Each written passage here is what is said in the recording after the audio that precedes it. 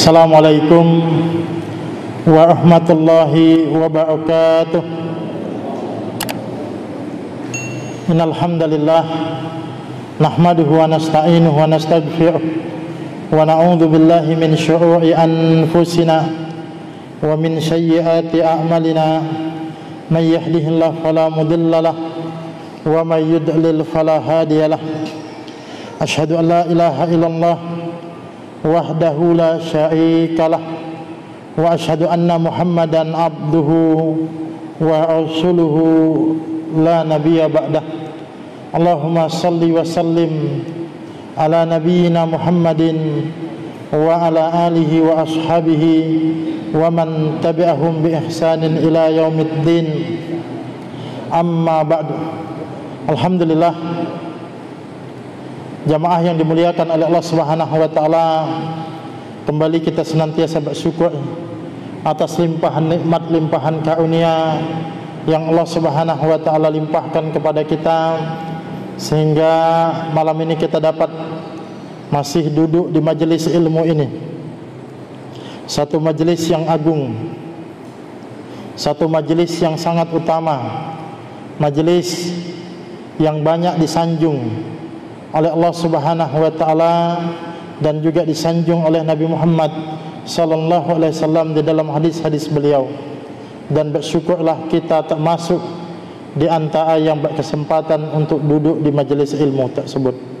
Salawat dan salam semoga senantiasa dilimpah curahkan kepada Nabi kita Nabi Muhammad sallallahu alaihi wasallam, keluarga, sahabat dan pengikut-pengikut beliau, umat-umat beliau yang tetap istiqamah, dan semoga kita termasuk umat-umat beliau yang mendapatkan keistiqamahan tersebut.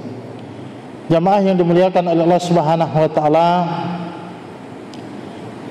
kita saat ini sudah meninggalkan bulan Syawal dan masuk di dalam bulan Dzulqa'dah, atau sebagian menyebutnya bulan Dzulqa'dah. Nah, lalu apa dan bagaimana bulan Dzulqa'dah itu? Nah, penting bagi kita untuk mengenal bulan Dzulqa'dah. Maka tema kita malam ini adalah mengenal bulan Dzulqa'dah. Sebab bulan Dzulqa'dah ini bulan yang utama, bulan yang istimewa. Cuma banyak di antara kita kaum muslimin yang tidak mengetahui keutamaannya. Dia terletak di antara dua bulan Id yang ada Idnya, ada hari rayanya. Kita mengetahui bulan Syawal. Bulan Syawal itu ada Idul Fitri di situ. Itu sebelum bulan Dzulqa'dah adalah bulan Syawal. Kemudian setelah bulan Dzulqa'dah ada juga bulan Dzulhijjah. Nah, tentu kita tidak asing lagi dengan bulan Dzulhijjah, bulan haji yang di dalamnya ada Idul Adha, ada syariat penyembelihan hewan kurban, dan kita sudah sangat paham tentang itu. Makanya kita lihat saat ini kita sudah bersiap-siap, bahkan DKM masjid, lembaga-lembaga itu sudah mempersiapkan pengumuman-pengumuman tentang pemotongan hewan kurban. Tentu ini sangat baik. Tapi kita lupa bulan Dzulqa'dah itu apa. Nah, ya. Ini sering kemudian kita lupakan. Kemudian kalau kita lihat juga bulan Dzulqa'dah ini adalah momentum bagi kita untuk meningkatkan amal saleh kita. Kalau kita ingin buat grafik amal saleh kita, puncak-puncaknya amal soleh kita itu adalah di bulan Ramadan. Ramadan itu sudah tentu kita tidak bisa utuh menggambarkan keutamaan bulan Ramadan itu. Begitu sangat istimewa, dan suasananya juga begitu istimewa. Makanya di bulan Ramadan itu yang tadinya biasa-biasa saja, tidak taat-taat amat, tidak soleh-soleh banget, insya Allah akan menjadi taat dan menjadi soleh di bulan Ramadan. Kenapa? Suasananya begitu. Jadi puncak grafik amal soleh kita itu meningkat ketika bulan Ramadan. Tapi selepas bulan Ramadan itu mulai menurun. Ya, jadi grafiknya tuh kalau tadi di angka 10 mungkin menurun sudah. Tapi di bulan Syawal kita masih ada nuansa Ramadannya, itu belum terlalu jauh. Ada Idul Fitri di situ. Kemudian di bulan Syawal juga ada sunnah berpuasa 6 hari di bulan Syawal, artinya tidak hilang sama sekali. Tapi bulan Dzulqa'dah ini, nah ini kalau kita tidak mengetahui keutamaannya nanti bisa jatuh merosot. Jangan grafik amal soleh kita tuh terjun bebas, habis sama sekali. Nah, di antaranya kenapa bulan seperti bulan Ramadan itu orang begitu giat sekali amal soleh ini, tentu sangat baik sekali. Di antaranya kita sangat memahami apa keutamaan bulan Ramadan tersebut. Nah, seandainya mungkin kita juga memahami apa keutamaan bulan Dzulqa'dah ini, paling tidak ada motivasi bagi kita untuk mengamalkan amal-amal soleh, meningkatkan ibadah kita. Karena memang bulan Dzulqa'dah ini adalah bulan yang utama. Nanti kita sebutkan apa keutamaannya, ya. Karena kalau kita tidak mengetahui keutamaannya itu biasanya kita cenderung untuk kemudian lalai. Nah, maka bulan Dzulqa'dah mungkin kalau kita lihat, ya, di antara bulan-bulan yang ada itu, bulan Dzulqa'dah itu jarang kita melihat ada kajian yang menjelaskan tentang keutamaan bulan Dzulqa'dah. Kalau sudah bulan Rajab, ya kan, bulan Sya'ban, bulan Muharram, itu biasanya ada penjelasan-penjelasan tentang itu. Nah, bulan Dzulqa'dah ini tak luput. Padahal dia bukan bulan biasa. Dia salah satu nanti bulan istimewa. Nah, jamaah yang dimuliakan oleh Allah Subhanahu wa taala, sebelum ya kita masuk di dalam penjelasan apa itu keutamaan bulan Dzulqa'dah, sedikit kita dulu menjelaskan apa yang dimaksud dengan Dzulqa'dah, pemaknaan secara bahasa dan asal penamaan kenapa disebut Dzulqa'dah. Karena biasanya penamaan bulan itu ya ada maknanya. Seperti misalnya bulan Ramadan. Ramadan itu artinya panas membakar. Kenapa? Karena memang umumnya satu di bulan Ramadan itu ada yang maknanya adalah panas, memang musim panas. Tapi yang dimaksud di situ Ramadan itu panas membakar adalah Ramadan itu membakar dosa-dosa, dan menghapuskan dosa-dosa kita. Karena memang bulan Ramadan itu syahrul maghfirah. Nah, atau ada juga bulan Dzulhijjah. Ya, Dzulhijjah dua kata, dzu itu menunjukkan kepemilikan. Ya. Artinya sesuatu yang memiliki. Hijjah itu dari kata haji. Artinya sesuatu yang di dalamnya itu ada puncak pelaksanaan ibadah haji. Makanya disebut Dzulhijjah. Lalu Dzulqa'dah ini sama, kalimat dzu-nya itu maknanya adalah sesuatu yang memiliki. Jadi dua kata. Dzulqa'dah ini terdiri dari dua kata, sebagaimana Dzulhijjah tadi dua kata dzu dan al-hijjah. Dzulqa'dah ini juga dua kata. Ada dzu yang artinya sesuatu yang memiliki, dan ada al-qa'dah yang artinya tempat yang diduduki. Ya. Bulan ini disebut Dzulqa'dah karena pada bulan ini kebiasaan masyarakat Arab itu atau penduduk Mekah dan sekitarnya itu duduk tidak berpergian di daerahnya dan tidak melakukan perjalanan atau peperangan. Jadi begini, penduduk Mekah atau penduduk masyarakat Arab pada umumnya itu sebagian besar mereka adalah pedagang. Orang Mekah ada yang berdagang ke Syam, ada yang berdagang ke Yaman, itu mereka pergi. Ya. Tapi ketika bulan Dzulqa'dah ini mereka tidak melakukan bepergian, tidak melakukan perjalanan. mereka cuma duduk-duduk saja. Kenapa? Di antara sebabnya adalah karena pada bulan Zulhijjah itu puncak pelaksanaan ibadah haji, Mekah itu didatangi, ya, bukan oleh kaum muslimin sejak setelah diutusnya Nabi Muhammad. Sebelumnya kan sudah ada pelaksanaan ibadah haji itu. Jadi Zulhijjah, ketika bulan Zulhijjah itu masyarakat dari berbagai belahan, dari berbagai daerah itu datang berkunjung ke Makkah. Dan datangnya itu kan tidak langsung di bulan Zulhijjah. Datangnya itu ya paling lambat sudah bulan Dzulqa'dah, itu sudah mulai masuk. Di bulan Dzulqa'dah sudah mulai masuk. Jadi masyarakat Arab, penduduk Makkah itu duduk-duduk saja. Kenapa? Orang datang. Kalau mau dagang tidak perlu bepergian, cukup dagang di Mekah saja karena didatangi.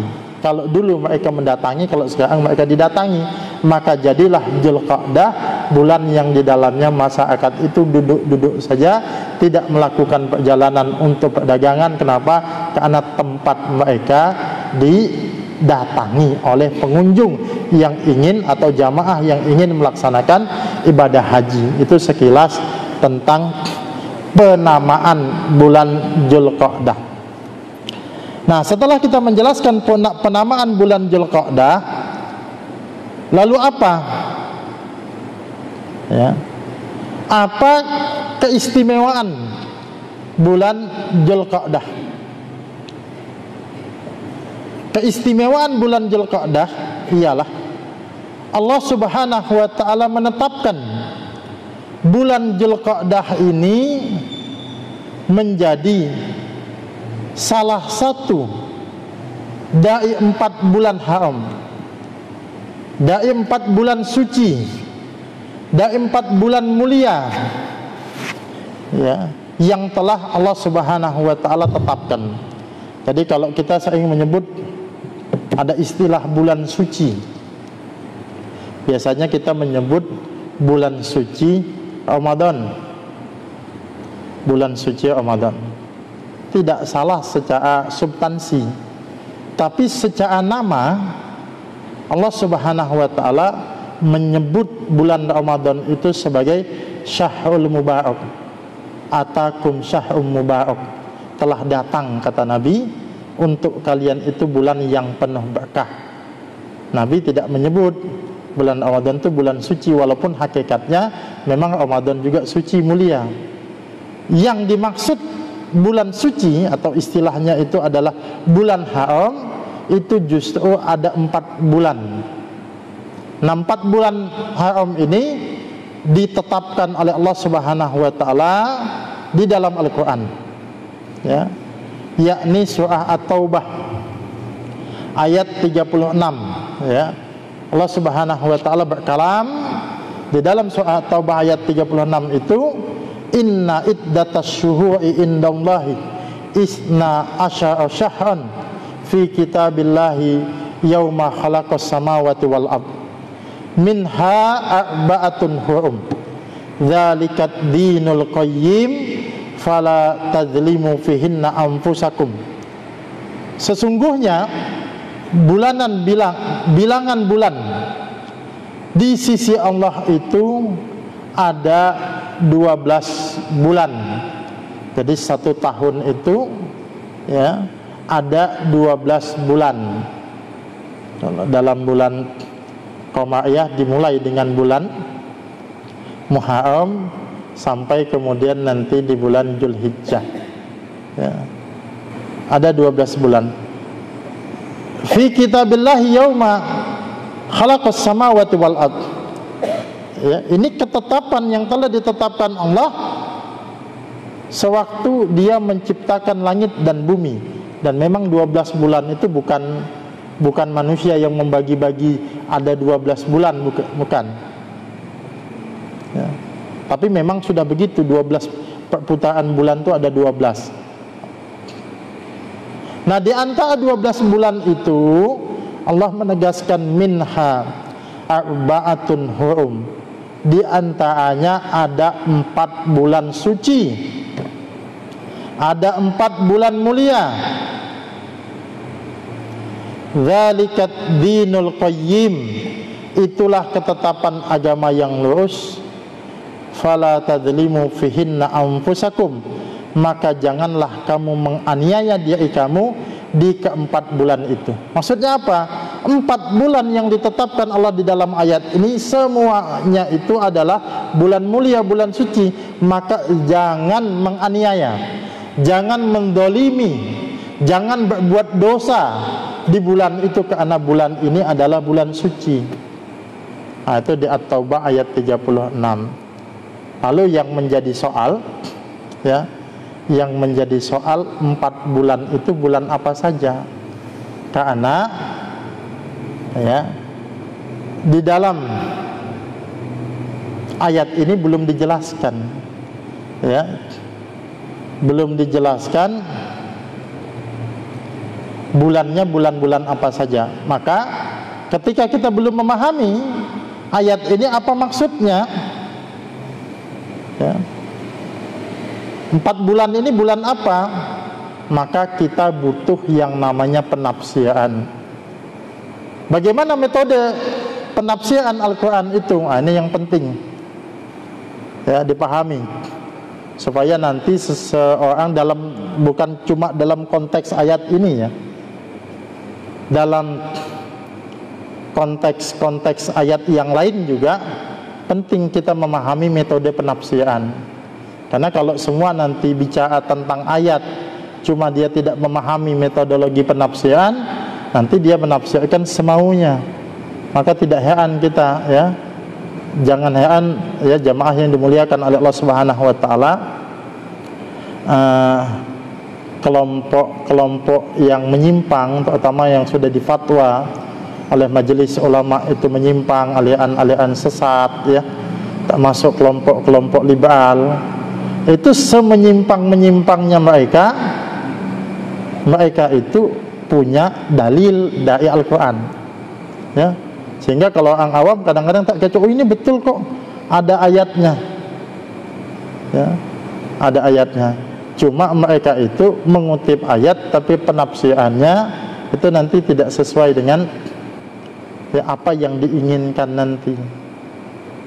Nah, kalau kelompok liberal dulu mungkin kita sempat dihebohkan adanya salah satu dosen di Jogja itu, bukan di Jogja, dia dosen di Surakarta, mengambil disertasi di Jogja, lalu membuat disertasi yang judulnya tentang ini hubungan badan di luar pernikahan, non marital, tanpa pernikahan itu.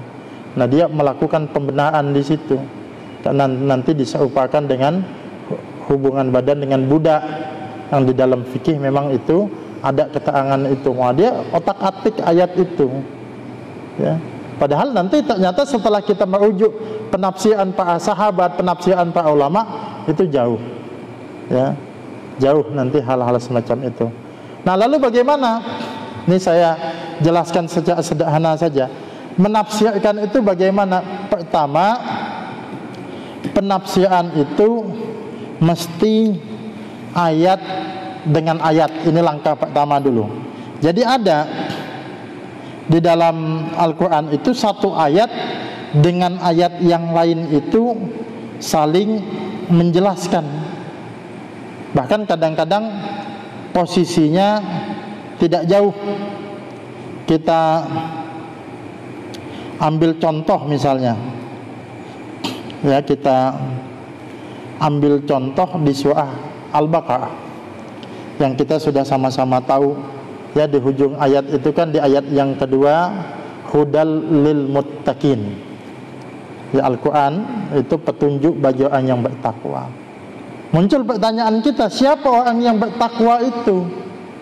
Nah, kita tidak perlu jauh-jauh mencari definisinya, sebab di ayat ketiganya menafsirkan tentang siapa orang yang bertakwa yang dimaksud. Nah, di ayat ketiganya mengatakan alladzina yu'minuna bil ghaibi, yaitu orang yang beriman kepada yang gaib, ya, mendirikan sholat dan menginfakkan atau menunaikan zakatnya. Jadi itu penafsirannya di ayat ketiga sendiri. Atau tafsir ayat dengan ayat itu misalnya Yang paling mudah juga kita ambil contoh adalah tentang satu doa yang senantiasa kita ulang-ulang di dalam Al-Fatihah, yang kita baca di dalam sholat kita, ya kita ulang-ulang dalam sholat kita. Ihdinas siratal mustaqim, siratal ladzina an'amta alaihim. Ya. Tunjukilah kami, berilah kami hidayah, jalan yang lurus, yaitu jalan orang yang telah engkau beri nikmat. Nah, mungkin kita kan masih bertanya, siapa jalan orang yang telah diberi nikmat itu? Jalannya siapa? Nah, ternyata para ulama menjelaskan ayat ini, ya, surah Al-Fatihah tadi yang kita baca tadi, itu ditafsirkan, ada penafsirannya di dalam Al-Quran, yakni di dalam surah An-Nisa ayat 69. Wa may yuti'illaha wa rasulahu fa ulaika ma'al ladzina an'ama Allahu 'alaihim minan nabiyyin was-siddiqin wasyuhada'i was-shalihin wa hasuna ulaika rafiqa. Dan barang siapa mentaati Allah dan Rasulnya, maka mereka itu bersama-sama dengan orang yang diberikan nikmat oleh Allah. Nah, kan tadi di Al-Fatihah siratal ladzina an'amta alaihim, yaitu jalan orang yang telah engkau beri nikmat. Di dalam ayat ini dijelaskan siapa yang jalan orang yang telah diberi nikmat itu. Minan nabiyyin, yang pertama adalah yakni para nabi, wasiddiqin, yaitu para pecinta kebenaran, wasyuhada, dan orang-orang yang mati syahid, wassalihin, dan orang-orang saleh. Dan mereka itulah teman-teman, mereka itulah teman yang sebaik-baiknya. Nah, ini saya hanya ingin mencontohkan ada ayat yang ditafsirkan lagi oleh ayat juga. Nah, cuma tidak semua juga. Ada ayat yang ditafsirkan dengan ayat. Nah, kalau kita mencari penafsirannya tidak ada di dalam ayat, misal tadi surah At-Taubah ayat 36 ini, di situ dikatakan minha arba'atun hurum, di antara 12 bulan itu ada 4 bulan suci. Kita bolak-balik, ternyata di dalam Al-Quran tidak ada perincian mengenai 4 bulan suci itu bulan apa saja.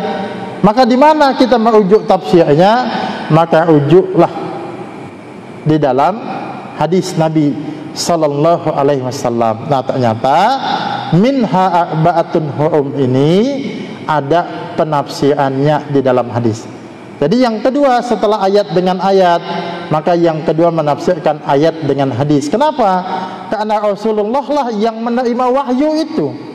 Maka Rasulullah lah yang paling paham tentang isi wahyu itu. Nah, nanti kita sebutkan penafsirannya 4 bulan itu bulan apa saja. Lalu setelah itu bagaimana? Baru setelah itu kalau tidak ada penafsirannya di dalam hadis atau kita tidak memahaminya di dalam hadis, maka nanti penafsirannya berdasarkan pemahaman para sahabat. Sebab apa? Para sahabat itulah ya yang menjadi muridnya Nabi. Jadi Nabi ketika turun ayat kan Rasulullah yang menerima ayat. Rasulullah menjelaskan kepada sahabat. Jadi ketika surah itu, ayat itu turun, sahabat itu ada di zaman itu. Maka mereka yang memahami, kalau kita kan jauh, mereka memahami tentang makna ayat itu. Maka nanti misalnya Ibnu Abbas menjelaskan tentang makna ayat ini, ya, nah, itu dijelaskan. Setelah itu baru kemudian ya para ulama, ya. Nah, tentu para ulama juga nanti mengambil ayat dengan ayat. Kalau model kita yang susah ya memahami Al-Quran, maka mungkin rujukan kita para ulama di dalam kitab-kitab tafsir mereka. Karena di para ulama itu sudah merangkumkan dengan mudah bagi kita bagaimana ayat ini dijelaskan, kemudian dikutip hadisnya, dikutip penjelasan para sahabat. Jadi tidak bisa kemudian kita menafsirkan ayat itu hanya semau dan sesuai dengan keinginan kita. Itu faedah yang bisa kita dapat dari metode penafsiran. Nah, lalu bagaimana dengan ayat ini tadi? Surah At-Taubah ayat 36 ini dijelaskan penafsirannya ya dari hadis yang dikeluarkan oleh Imam Bukhari dan Muslim yang bersumber dari sahabat yakni namanya Abu Bakar radhiyallahu anhu. Di situ Nabi bersabda, as-sanatu isna asyara syahrun minha arba'atun hurum. Setahun itu kata Nabi terdiri dari 12 bulan. Di antaranya ada 4 bulan haram, 4 bulan suci, 4 bulan mulia. Sesuai tadi apa yang disebutkan di dalam At-Taubah 36. Hanya saja di dalam ayat ini ada perincian. Nabi mengatakan salah satun mutawalliyat. Dari 4 itu ada 3 bulan yang berdekatan, 3 bulan yang berurutan. Dzulqa'dah wa Dzulhijjah wal Muharram. 3 bulan mulia itu bulan Dzulqa'dah, yang saat ini kita sedang berada di bulan Dzulqa'dah itu. Setelah itu apa? Dzulhijjah, yang kita kenal dengan bulan haji, ada Idul Adha di situ. Kemudian bulan Muharram, wa Rajab, dan satu lagi bulan Rajab, alladzi baina Jumada wa Sya'ban. Kemudian dijelaskan yang dimaksud dengan Rajab itu adalah bulan yang berada di antara bulan Jumadil Akhir dan bulan Sya'ban di tengahnya. Jadi bulan Rajab. Jadi kesimpulannya berdasarkan hadis ini bahwa ya 4 bulan suci itu, 4 bulan haram itu, 4 bulan mulia itu bulan Dzulqa'dah, bulan Dzulhijjah, dan bulan Muharram serta bulan Rajab. Itulah 4 bulan suci. Nah, termasuk yang kita sedang berada di dalamnya yakni bulan Dzulqa'dah.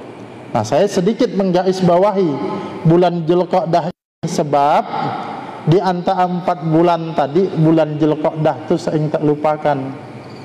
Ya. Kalau bulan Dzulhijjah tadi kita sudah sangat paham, sudah tahu juga amalan-amalan apa yang ada di dalam bulan Dzulhijjah itu. Bulan Muharram juga kita tahu, ya. Bahkan ada syariat puasa sunnah di tanggal 9 dan tanggal 10, yakni dengan puasa Tasyu'a dan puasa Asyura. Bulan Rajab kita juga sangat mengenalnya. Tapi bulan Dzulqa'dah ini sering dilupakan, padahal dia termasuk di antara bulan suci, bulan utama, bulan mulia yang ditetapkan Allah. Nah, jamaah yang dimuliakan oleh Allah Subhanahu wa taala, lalu muncul lagi pertanyaan kita. Kalau memang disebut bulan haram, bulan suci, bulan mulia, lalu ada apa sebenarnya di bulan itu? Ya. Apakah sebatas nama saja, sebatas label saja, bulan ini bulan haram? Lalu apa bedanya dengan bulan-bulan lain? Nah, tentu saja bukan sebatas label, bukan sebatas nama, melainkan memang bulan suci, bulan haram, bulan mulia ini itu memiliki keistimewaan dibandingkan dengan bulan lain. Tentu saja bulan Ramadan lebih utama, setelah itu bulan haram, ya. Tapi dibandingkan dengan bulan-bulan selainnya, 4 bulan ini memiliki keistimewaan. Dan di antaranya kita mendapatkan penjelasan dari sahabat, seorang sahabat yakni Abdullah bin Abbas. Abdullah bin Abbas ini mungkin pernah kita jelaskan dulu. Ini adalah sepupu Nabi, ya. Kalau nasabnya itu kan Abdullah bin Abbas bin Abdul Muthalib. Kalau Nabi itu Muhammad bin Abdullah bin Abdul Muthalib, ketemunya di kakek. Orang tuanya bersaudara, berarti anaknya ini kalau istilah kita bersepupu. Sekalipun bersepupu, usianya sangat jauh bedanya. Ketika Nabi itu wafat, ya, kurang lebih usia Ibnu Abbas itu, Abdullah bin Abbas itu belasan tahun, 13 atau 14-an tahun kurang lebih. Ya, jadi usianya mungkin selisihnya 50 tahun. Maka waktu Abdullah bin Abbas ini kecil, itu Nabi sering menggendongnya, dan Nabi pernah mendoakan secara khusus kepada sahabat sekaligus sepupunya ini dengan doa yang dikenal di dalam riwayat itu, Allahumma faqihu fid din wa 'allimut ta'wil. Ya Allah, ya, faqihu fid din, pahamkanlah dia dalam urusan agama dan pandaikanlah di dalam takwil ayat, maksudnya tafsir ayat. Makanya keberkahan doa Nabi yang diijabah oleh Allah Subhanahu wa taala, Abdullah bin Abbas ini menjadi sahabat, ya, ulama di kalangan sahabat. Maka termasuk di antaranya beliau ini sangat pandai sekali di dalam menafsirkan ayat. Nah, termasuk di At-Taubah 36 ini ada penjelasan dari sahabat ini, dari Abdullah bin Abbas ini. Beliau mengatakan Allah mengkhususkan bulan yang haram dan menegaskan keharumannya, maksudnya menetapkan 4 bulan mulia dan menegaskan kemuliaannya. Allah juga menjadikan dosa pada bulan tersebut lebih besar. Demikian pula pahala amal soleh pada bulan tersebut juga menjadi lebih besar, ya. Jadi konsekuensi dari bulan haram ini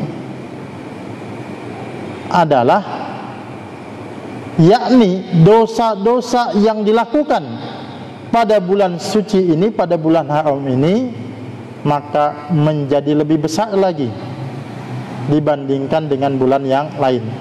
Contoh begini, ada orang gibah, mungkin gibahnya di bulan yang lain, anggap saja bulan Safar. Ini bukan maksud meremehkan gibahnya. Gibahnya dosa. Di bulan apapun gibah itu dosa. Tapi begitu dia melakukan dosa itu di bulan Dzulqa'dah atau 4 bulan yang lain itu, ya, maka dosanya menjadi lebih besar. Sebagaimana juga pahala. Mungkin amalnya sama di bulan yang lain, tapi begitu kita kerjakan di bulan haram ini, di bulan suci ini, pahalanya menjadi dilipat gandakan oleh Allah Subhanahu wa taala. Bahkan kita bisa mengatakan bahwa bulan Dzulqa'dah ini sesungguhnya lebih utama dibandingkan dengan bulan Syawal, karena dia punya keutamaan disebutkan di dalam ayat, di dalam hadis. Mungkin ngaji kita pekan lalu sama ngajinya, ya, pengajian kita sama. Cuma bedanya saat ini kita mengerjakannya di bulan Dzulqa'dah yang termasuk bulan haram, bulan suci. Maka, ya, menjadi istimewa, dilipat gandakan oleh Allah Subhanahu wa taala pahalanya. Itu konsekuensi daripada Syahrul Haram, ya, bulan mulia yang melekat. Mungkin supaya mudah menjadi bahan perbandingan kita mengenal, ya, juga ada satu masjid yang sandingkan, yang melekat pada namanya itu Al-Haram, masjid yang mulia, masjid yang suci, Masjidil Haram. Apa konsekuensi dari penyebutan Masjidil Haram? Di antara konsekuensinya adalah apabila ada orang melakukan dosa di Masjidil Haram dibandingkan dengan masjid yang lain, tentu dosanya lebih besar. Kalau seandainya ada orang kelahi, ribut, bertengkar, Pak, sesama muslim bertengkarnya di masjid, itu dosa, ya. Mungkin di Masjid Istiqlal ada persengketaan, berkelahi sampai emosi begitu, itu dosa. Tapi kalau bertengkarnya di Masjidil Haram, tentu dosanya lebih besar lagi. Kalau ada orang nyolong kotak amal, kotak infak, ya, di masjid biasa, dosa. Tapi kalau dia nyolong kotak amal di Masjidil Haram, lebih dosa lagi. Masalahnya ada kotak amal enggak di situ, ya. Ini contoh aja kan gitu, ya. Atau melakukan kejahatan intinya.